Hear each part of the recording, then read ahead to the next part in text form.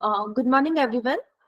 I, Advocate Chinkita Agarwal, on behalf of Lawyers Development Forum, welcome everybody for today's Sunday's bulletin and news. Today, we have our esteemed speaker, an esteemed member of LDF, Advocate Vijay Shela sir, who is going to enlighten us on the case study of the Munna Pandey versus State of Bihar 2023. It is a significant criminal law matter that came in Supreme Court of India. It deals with the complexities of contradiction and omission. Today, he is going to enlighten us with the same case law. Second, we have the other speaker, Advocate Akansha Chavan ma'am. As we know that intellectual property rights encompasses legal protections for creation of mind, such as inventions, designs, artistic work, and a brand entities. In today's world, rapidly evolving business environment, safeguarding the intellectual property, it is more crucial than ever. Akansha ma'am has an experience in IPR. She has completed her LLM in corporate laws. She has practiced in IBC, and she has also worked with the Infosys, where she was handling the legal compliance, and she was conducting the legal research, overseeing the US clients. She, as a trademark attorney, covers the full spectrum of trademark related tasks, including the filing, addressing objection, cancellation, and renewals. I request both of them to please take over and start with the session. Vijay sir? Thank you Chinkita madam. Yes. आज आपण 2023 supreme court cases online session case 1113 ह्या case Munna Pandey versus state of Bihar या case बद्दल आपण आज बोलणार आहोत, त्याच्याबद्दल चर्चा करणार आहोत. ही केस सुप्रीम कोर्टामध्ये 4 सप्टेंबर 2023 रोजी त्याची सुनावणी झाली आणि ही डिलिव्हर करण्यात आलेली आहे.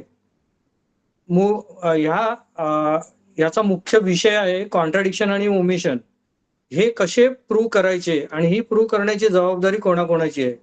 आपण जर कॉन्ट्राडिक्शन आणि ओमिशन बद्दल बोललो आज, तर आपल्याला असं लक्षात येईल, आपण कोणालाही जर विचारलं की साहेब कॉन्ट्राडिक्शन आणि ओमिशन बद्दल कसे ते साबित करायचे, कसे प्रूव्ह करायचे कोर्टात, तर आपल्याला प्रत्येक वेळेला असं उत्तर मिळतं की तहसीलदार Singh versus state of Uttar Pradesh. सगळ्यांना माहीत असलेली लँडमार्क जजमेंट आहे आणि त्याच्यावर जातो. परंतु ही केस मला ह्या केसचा वेगळेपणा ह्याच्यासाठी वाटला कारण ही रिसेंट केस आहे आणि ह्या केसमध्ये कोर्टाने कॉन्ट्राडिक्शन आणि ओमिशन कशा पुटअप करायच्या, त्या पुटअप करत असताना डिफेन्स काउन्सिल, त्याचप्रमाणे जे आपले सरकारी वकील आहेत, त्याचप्रमाणे न्यायालय आहे, ज्या न्यायालयात ती केस चालली आहे, आणि उच्च न्यायालय, यांच्या प्रत्येकाच्या काय भूमिका आहेत, या भूमिका कोर्टाने याच्यामध्ये सांगितलेल्या आहेत सर्वोच्च न्यायालयाने. त्याच्यामुळे ही केस माझ्या दृष्टिकोनातून ह्या पॉइंटवर अतिशय महत्वाची आहे. आता आपण ह्या केसची थोडक्यात पार्श्वभूमी बघू की ह्या केसमध्ये काय झालं होतं. तर ही केस झाली, त्या केसमध्ये एका 10 वर्षाच्या मुलीवर रेप करण्यात आला आणि ते करून झाल्यावर तिची हत्या करण्यात आली, अशी ही केस आहे बिहार मधली. ह्या केसमध्ये 2 आरोपी होते. हा जो अर्जदार आहे ह्या केस ज्याच्या नावाने आहे की मुन्ना पांडे, आणि प्रीतम तिवारी. असं झालं की प्रीतम तिवारी हा बळी त्याच्या घरी गेला सकाळी 9 वाजता. त्याने तिला सांगितलं की तू माझ्या बरोबर टीव्ही बघायला माझ्या घरी चल. तो तिला टीव्ही बघायला घरी घेऊन गेला आणि त्यानंतर ती मुलगी घरी आली नाही.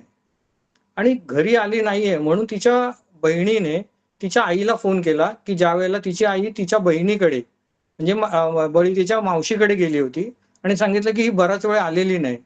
मग आई तिच्या गावावरून म्हणजे मावशीकडून परत घरी येते आणि ती विचारते की मुलगी, तिचा शोध घेतला जातो तर काय मुलगी सापडत नाही म्हणून हे लोक मुन्ना पांडेला विचारतात की अरे तुझ्या घराची चावी दे, तर तो म्हणतो माझ्याकडे माझ्या घराची चावी नाहीये.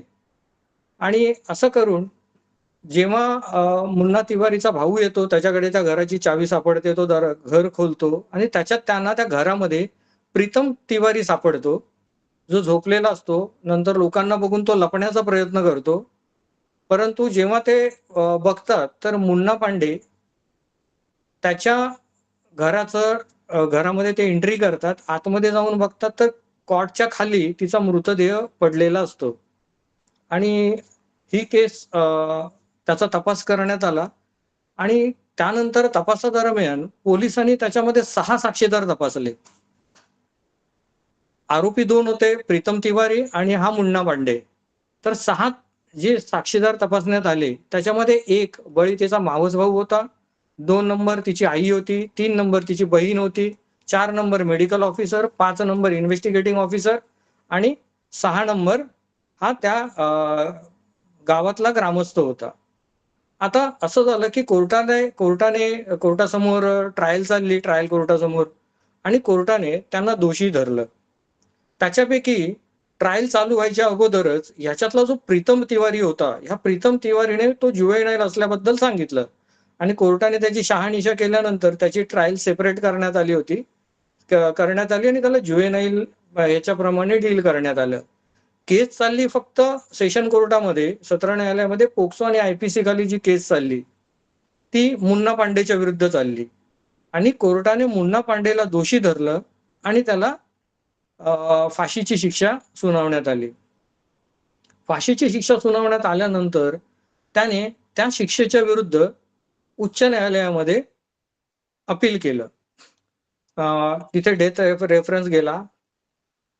उच्च न्यायालयाने देखील मुन्ना पांडेला सांगितलं की हा दोषी आहे आणि म्हणून मग हे जे अपील आहे प्रेझेंट पिटिशन हे सर्वोच्च न्यायालयाकडे गेलं. आता सर्वोच्च न्यायालयाकडे जेव्हा हे गेलं की कोणाला तरी डेथ सेंटेन्स देण्यात आलेली आहे, म्हणून कोर्टाने पूर्ण पेपर्सची जो पुरावा रेकॉर्ड करण्यात आला होता ट्रायल कोर्टामध्ये त्याची शहानिशा केली. शहानिशा केल्यानंतर त्यांच्या असं निदर्शनास आलं की जो 161 खाली तपासी अधिकाऱ्यांनी ज्या स्टेटमेंट रेकॉर्ड केलेल्या आहेत, त्याच्यामध्ये दिलेला जबाब आणि न्यायालयामध्ये दिलेला जबाब ह्याच्यात बरीचशी विसंगती होती, तफावत होती. म्हणजे त्याच्यामध्ये बऱ्याचशा कॉन्ट्राडिक्शन होत्या आणि बरेचसे ओमिशन होते. आता याच्यात बऱ्याचशा कॉन्ट्राडिक्शन्स आहेत, बऱ्याचशा ओमिशन्स आहेत, परंतु सर्वोच्च न्यायालयाच्या असं निदर्शनास आलं की हे जे कॉन्ट्राडिक्शन आहेत, म्हणजे 161च्या स्टेटमेंटमध्ये मेजॉरिटी रोल हा प्रीतम तिवारीचा होता, परंतु जेव्हा कोर्टात साक्ष घेण्यात आली तेव्हा त्या महत्वाच्या साक्षीदार क्रमांक 1, 2 आणि 3 यांनी मुन्ना पांडेच्या विरुद्ध साक्ष दिलेली आहे. आणि ही गोष्ट सुप्रीम कोर्टाच्या असं निदर्शनास आलं की हे मेजर कॉन्ट्राडिक्शन आहे, ही मेजर तफावत आहे. पोलीस स्टेटमेंट आणि कोर्टामधला जबाब याच्यामध्ये एवढी मोठी तफावत असून देखील डिफेन्स काउन्सिलने व्यवस्थितरित्या कॉन्ट्राडिक्शन आणि ओमिशन रेकॉर्डवर घेतलेले नाहीत. त्याचप्रमाणे कोर्टाच्या असंही निदर्शनास आलं की त्या कोर्टातले सरकारी वकील जे कोणी होते त्यांनी देखील त्यांच्या निदर्शनास आलेलं असताना की ह्याच्यामध्ये मेजर तफावत आहे, परंतु त्यांनी देखील हे कॉन्ट्राडिक्शन रेकॉर्डवर आणलेलं नाहीये. कोर्टाचं पुढे असंही लक्षात आलं की ट्रायल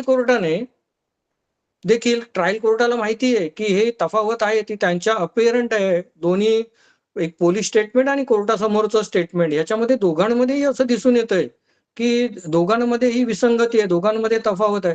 पण कोर्टाने देखील हा काही प्रयत्न केलेला नाहीये की ह्याच्यामधले कॉन्ट्राडिक्शन आणि ओमिशन रेकॉर्डवर आणण्याचा. कोर्टाला पुढे असंही निदर्शनास आलं की जेव्हा हे डेथ रेफरन्स हायकोर्टात गेला तेव्हा हायकोर्टानेही हे सगळे पेपर डेथ रेफरन्स असताना देखील काळजीपूर्वक बघण्याचा प्रयत्न केलेला नाहीये. कोर्टाच्या असं लक्षात आलं की ह्याच्यापैकी खालच्या न्यायालयातील प्रत्येक व्यक्तीने त्याच्यामध्ये काम म्हणजे जसं केलं पाहिजे होतं, कोर्टाला अपेक्षित आहे जशी फेअर ट्रायल झाली पाहिजे, अशी काही फेअर ट्रायल झालेली नाहीये. म्हणून कोर्टाने त्याच्यामध्ये काही मार्गदर्शक तत्व दिली आणि काही केसचे रेफरन्स दिले. आता ते रेफरन्स काय आहेत? तर प्रत्येक वेळेला असं होतं, की कॉन्ट्राडिक्शन घ्यायचंय. आपल्याला दिसलं कॉन्ट्राडिक्शन आहे. बऱ्याच वेळेला असं होतं, की कॉन्ट्राडिक्शन रेकॉर्डवर घ्यायचं कसं? याची बऱ्याच लोकांना माहिती नसते. आणि आपण ह्या प्रस्तुतच्या केसमधून तर बघून म्हणजे सर्वोच्च न्यायालयाचं अ, असं मत आहे किंवा त्यांना असं ऑब्झर्व्ह केलंय त्यांनी, की अरे एवढं सगळं असताना हे लोक ह्यांनी कॉन्ट्राडिक्शन घेतलेलं नाहीये. मग अशा वेळेला काय करायचं? कोणाची काय भूमिका आहे? मग ह्याच्यात महत्त्वाची भूमिका no doubt trial lawyer, defence lawyer आहे, त्याची महत्त्वाची भूमिका आहे. त्याने हे कॉन्ट्राडिक्शन आणि ओमिशन हे रेकॉर्डवर घेतले पाहिजेत. समजा की ते ते कॉन्ट्राडिक्शन आणि ओमिशन कशाप्रकारे रेकॉर्डवर घ्यायचे हो? तर 145 एव्हिडन्स ॲक्ट त्याच्यामध्ये दिलेल्याप्रमाणे हे कॉन्ट्राडिक्शन आणि ओमिशन रेकॉर्डवर घेतले पाहिजेत. आता मी आपल्याला एक केस लॉ सांगतो, की म्हणजे तहसीलदार सिंग नंतर म्हणजे 1959-69 त्याच्यानंतर जी केस लॉ सुप्रीम कोर्टाने कॉन्ट्राडिक्शन ओमिशनवर दिली आणि ती प्रत्येक जो व्यक्ती कोर्टामध्ये प्रॅक्टिस करतो, ट्रायल चालवतो, साक्षीदाराचा उलट तपास घेतो, त्याला ही केस लॉ माहिती पाहिजे. VK. Mishra versus state of Uttarakhand 2015-9 supreme court cases 588. आता ही केस लॉ याच्यामध्ये काय सांगितलं 145 प्रमाणे कसं कॉन्ट्राडिक्शन घ्यायचं, तर त्याच्यातली जी 161 खाली जी पोलिसांना तपासादरम्यान साक्षीदाराने स्टेटमेंट दिलेली आहे ती आणि कोर्टासमोर दिलेली स्टेटमेंट याच्यातली तफावत त्या साक्षीदाराला दाखवली पाहिजे, की "अरे बाबा, तू पोलिसांसमोर अशी स्टेटमेंट दिली होतीस आणि तू आज न्यायालयासमोर असं-असं म्हणतोयस. तर हे काय बरोबर आहे? हे बरोबर आहे का?" पहिलं त्याला हे विचारलं पाहिजे आणि त्याच्यानंतर त्याला अपॉर्च्युनिटी दिली पाहिजे. तो म्हणाला, "हो, मी अशी-अशी स्टेटमेंट दिली होती आणि ती पोलिसांनी माझ्या सांगण्याप्रमाणे लिहिलेली नाहीये." मग त्याला अपॉर्च्युनिटी दिली पाहिजे, की असं पोलिसांनी चुकीचं का लिहिलेलं आहे? त्याचं तू काही कारण सांगू शकतोस का? तर तो सांगेल, "हो, मी कारण सांगू शकतो." तर तो कारण त्याच्याकडनं घेतलं पाहिजे. आता ह्याच्याने फक्त आपण कॉन्ट्राडिक्शन त्याला पुट केलं. आता ते कॉन्ट्राडिक्शन प्रूव्ह कसं करायचं? तर आपल्याला कॉन्ट्राडिक्शन प्रूव्ह करायला जेव्हा इन्व्हेस्टिगेटिंग ऑफिसर विटनेस बॉक्समध्ये येईल, तेव्हा त्या विटनेसला विचारलं पाहिजे, की "बाबा रे, काय काय झालं? ह्या साक्षीदाराने तुम्हाला जेव्हा तुम्ही त्याचा जबाब नोंद केला, तेव्हा असं-असं सांगितलं होतं का?" हे विचारलं पाहिजे. आणि जेव्हा तो सांगेल, "हो, असं सांगितलंच नव्हतं," तर ते कॉन्ट्राडिक्शन प्रूव्ह झालं. म्हणजे कॉन्ट्राडिक्शन कसं प्रूव्ह करायचं, हे सुप्रीम कोर्टाने परत एकदा त्याच्यात या केसचा निर्वाळा दिलेला आहे. 145 प्रमाणे तुम्ही प्रूव्ह करा. ही केसला तुम्ही सगळ्यांनी एकदा वाचून घ्या. प्रत्येकाच्या संग्रही पण असायला हवी. ही केस अशी आहे. त्याच्यानंतर कोर्टाच्या पुढे असं निदर्शनास आलं, की सरकारी वकिलांनी देखील ह्याच्यामध्ये कॉन्ट्राडिक्शन घेतलेले नाहीत. आता आपल्या मनामध्ये प्रश्न असा येईल, की अरे सरकार पक्षाला तर साक्षीदाराने सपोर्ट केलेला आहे. मग ते कशाला कॉन्ट्राडिक्शन घेतील? तर सर्वोच्च न्यायालयाचं असं मत पडलं, की जरी सरकारी वकील असतील आणि तरीही त्यांना अधिकार आहे, जर त्यांना असं निदर्शनास आलं, की ह्या 2 गोष्टींमध्ये तफावत आहे आणि मेजर तफावत आहे. तर सरकारी वकिलांनी त्या साक्षीदारांना होस्टाईल घोषित न करता, म्हणजे फितूर घोषित न करता, त्याची उलट तपासणी घेऊन त्यांनी ते कॉन्ट्राडिक्शन रेकॉर्डवर आणलं पाहिजे.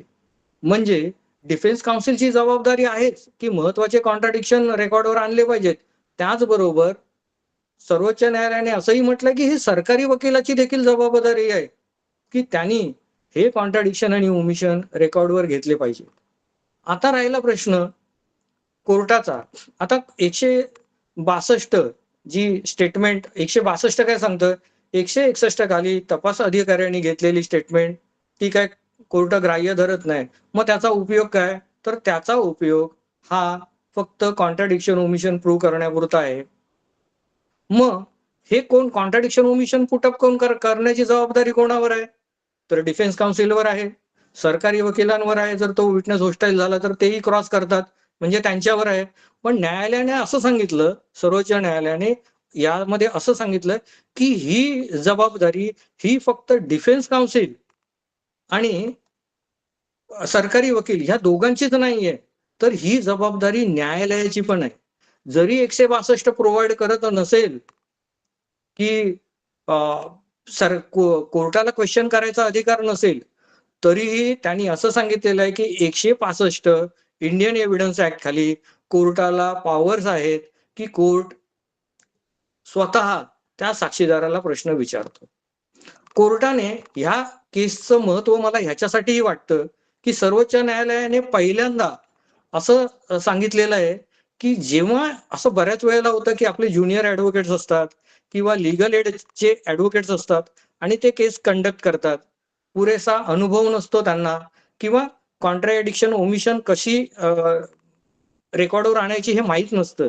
सर्वोच्च न्यायालयाने ही जबाबदारी पहिल्यांदा प्रिसाइडिंग ऑफिसरवर म्हणजे न्यायालयावर टाकलेली आहे, ट्रायल कोर्टवर, की जर एखाद्या वेळेला एखादं कॉन्ट्राडिक्शन ऍडव्होकेट कडून, ज्युनियर ऍडव्होकेट असेल जर तो मेनली किंवा लिगल एडचा ऍडव्होकेट असेल, तर त्या ऍडव्होकेटच्या कोर्टाने निदर्शनास आणून दिलं पाहिजे की बाबा रे हे बघ, इथे हे कॉन्ट्राडिक्शन विचारलं गेलं पाहिजे, हे अतिशय महत्वाचं कॉन्ट्राडिक्शन आहे आणि हे कॉन्ट्राडिक्शन विचारणं फेअर ट्रायलच्या दृष्टिकोनातून महत्वाचं आहे. त्यामुळे सेक्शन 145 इंडियन एव्हिडन्स ऍक्ट प्रमाणे तू हे कॉन्ट्राडिक्शन साक्षीदाराला विचार. बघा किती मोठी जबाबदारी दिलेली आहे. प्रत्येक वेळेला डिफेन्स काउन्सिलची जबाबदारी असं सर्वोच्च न्यायालयाने म्हटल्यामुळे डिफेन्स काउन्सिलची जबाबदारी काय कमी होत नाहीये, ती जबाबदारी तशी आहेच. परंतु पहिल्यांदा सर्वोच्च न्यायालयाने ट्रायल कोर्टावर ही जबाबदारी टाकलेली आहे आणि सांगितलेलं आहे की तुम्ही स्वतःहून ह्याच्यामध्ये लक्ष घाला, त्यांना सांगा, त्यांच्या निदर्शनास आणून द्या आणि त्यांना सांगा की 145 प्रमाणे हा साक्षीदार सपोर्ट करत नाहीये किंवा याच्यामध्ये तफावत आहे, विसंगती आहे आणि तुम्ही 145 चा प्रोसिजर फॉलो करून त्याची उलट तपासणी घ्या म्हणून. आता ह्याच्यामध्ये सगळ्यात महत्वाचं म्हणजे कोर्टावर अशी जबाबदारी टाकली आहे की तुम्ही विचारलं पाहिजे. 165 प्रमाणे कोर्टाला सुप्रीम कोर्टाने आठवण करून दिली आहे की 165 इंडियन एव्हिडन्स ऍक्ट प्रमाणे कोर्टाला पॉवर आहे. कोर्टाला पॉवर आहे. कोर्ट कधीही कोणाला कोणताही प्रश्न विचारू शकतो साक्षीदाराला. म्हणजे जे साक्षीदार तपासले जात आहेत कोर्टामध्ये, त्या साक्षीदारांना कोर्ट कोणत्याही स्टेजला प्रश्न विचारू शकतो. असं नाही की कोर्टाने प्रश्न विचारायचा नाही. कोर्टाला त्यांनी ऍम्पल पॉवर दिलेले आहेत की कोर्ट त्यांना वेगवेगळ्या कोर्ट जे प्रश्न विचारेल ते प्रश्न चॅलेंज केले जाऊ शकत नाही. कोणतीही पार्टी त्याला ऑब्जेक्शन घेऊ शकत नाही. कोर्टाने एक केसचा निर्वाळा दिलेला आहे, Ramchander versus state of Haryana 1981 3 supreme court cases page number 191. ह्या केसमध्ये कोर्टाने पुन्हा एकदा आठवण करून दिली आहे की कोर्ट म्हणेल की अरे जबाबदारी तर डिफेन्स काउन्सिलची आहे, जबाबदारी तर सरकारी वकिलांची आहे, ते जर त्यांची जबाबदारी पार पाडत नसतील तर आम्ही का करावं. तर कोर्टाने पुन्हा एकदा आठवण करून दिलेली आहे की ट्रायल कोर्ट हे काय रेफरी किंवा अंपायर नाहीये की जे दोन गटामध्ये जो सामना चालू आहे तो फक्त बघत राहील, बघायची भूमिका घेईल किंवा टाईपरायटर सारखं टायपिंग मशीनची भूमिका घेईल आणि फक्त बघत बसेल. सुप्रीम कोर्टाने हे सांगितलंय की ट्रायल कोर्टाने ऍक्टिव्हली ह्या ट्रायलमध्ये ऍक्टिव्हली पार्टिसिपेट केलं पाहिजे आणि ऍक्टिव्हली पार्टिसिपेट केलं पाहिजे जेणेकरून त्यांना फेअर जस्टिस मिळेल आणि ट्रायल ही जशी घटनेला अपेक्षित आहे, जशी कायद्याला अपेक्षित आहे, तशा रीतीने ट्रायल चालेल. तर त्याचप्रमाणे कोर्टाने एक Dandu Lakshmi Reddy versus state of AP 1999-7 supreme court cases page number 69 ह्याचा देखील निर्वाळा दिलेला आहे. जर एखाद्या वेळेला ट्रायल कोर्टाने 161 स्टेटमेंट जी रेकॉर्ड केलेली आहे त्याच्यातली तफावत जर निदर्शनास आणून दिली नाही तर त्यानंतर कोर्ट आरोपी विरुद्ध ऍडव्हर्स इन्फरन्स ड्रॉन करायला त्याला आरोपी विरुद्ध ऍडव्हर्स इन्फरन्स ड्रॉन करता येणार नाही. अशा रीतीने ही अतिशय सुंदर केस लॉ आहे. जर याच्यामध्ये सुप्रीम कोर्टाने अगदी सरतेशेवटी असंही म्हटलं आहे की सगळे विचारतील त्यांना की ही जी जजमेंट डिलिव्हर केली आहे याचा पर्पज काय आहे.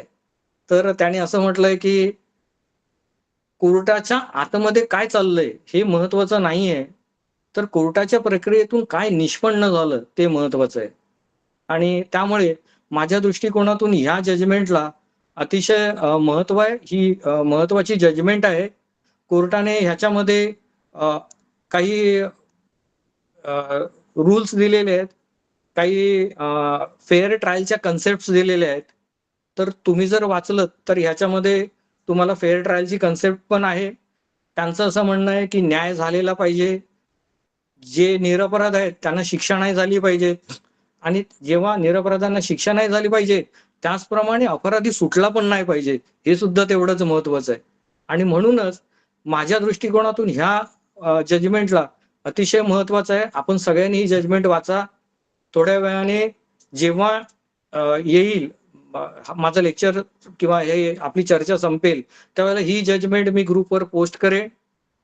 तोपर्यंत तर ह्या सगळ्यांची एका लोकांचा न्याय संस्थेवर विश्वास राहिला पाहिजे, आणि म्हणून फेअर ट्रायलची कन्सेप्ट यांनी सांगितलेली आहे. मला असं वाटतं की माझा वेळ संपलेला आहे. मागेही स्पीकर्स आहेत. मला आज इथे बोलवलं आमच्या सर्वांचे मार्गदर्शक आणि आमचं प्रेरणास्थान ॲडव्होकेट डॉक्टर राजेंद्र अणबुले यांचे मी आभार मानतो. चिंकिता मॅडम ज्यांनी हा प्रोग्राम आज चांगल्या रीतीने सगळ्यांना पार्टिसिपेट केलं. टेक्नोसेव्ही करून आपण सगळे आपापल्या घरात बसून हा सगळं कार्यक्रम बघू शकलो, विवेचनाने चर्चा करू शकलो. त्याचप्रमाणे प्रीतीसिंग परदेशी मॅडम आणि आमचे पुण्याची एकदम धडाडीचे अध्यक्ष आमचे अभिजित जगताप साहेब, या सगळ्यांचे मी लॉयर्स आणि लॉयर्स डेव्हलपमेंट फोरम त्याच्या सर्व कार्यकर्त्यांचे मी आभार मानतो आणि इथे थांबतो. Thank you very much.